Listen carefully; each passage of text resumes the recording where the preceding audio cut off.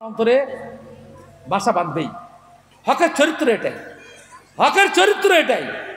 হ্যাঁ, তো এই আন্দোলন পরিচালনার ক্ষেত্রে আপনি জানেন যে রাসূল কারীম সাল্লাল্লাহু আলাইহি ওয়াসাল্লাম অর্থ সাহায্য নিয়েছেন সাহাবায়ে কেরামদের থেকে, এবং আল্লাহ তাআলা কোরআন মাজিদে একাধিক জায়গায় দান খয়রাতের কথা বলেছেন।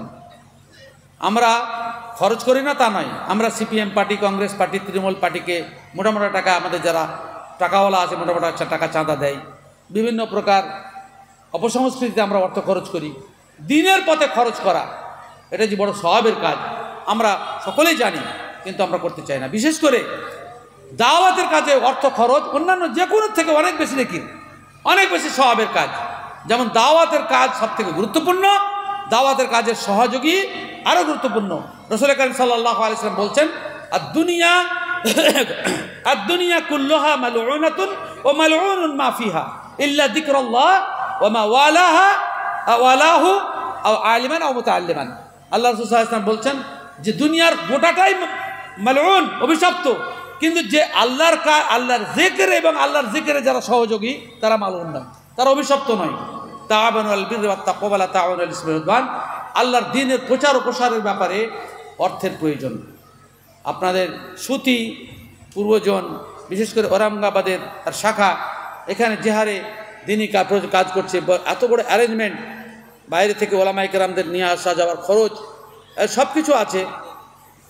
আপনাদের সামান্য সামান্য অর্থ এই অভাব দূর করতে পারে।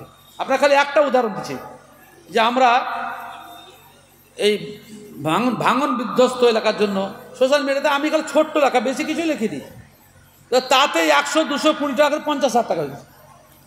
ক্ষুদ্র ক্ষুদ্র বালুকণা বিন্দু বিন্দু জল গড়ে তোলে মহাদেশ সাগর অতল। আপনারা যে যা পারবেন, আপনাদের কাছে হয়তো স্বেচ্ছাসেবকরা যাবেন, আপনারা যে যা পারবেন আল্লাহকে সন্তুষ্ট করার জন্য আপনারা আর্থিক সাহায্য সহযোগিতা করেন, ইনশাআল্লাহুল আজিজ। একটা কথা মনে রাখবেন, জমিয়তে আহলে হাদিস পশ্চিম বাংলার নেতৃবৃন্দ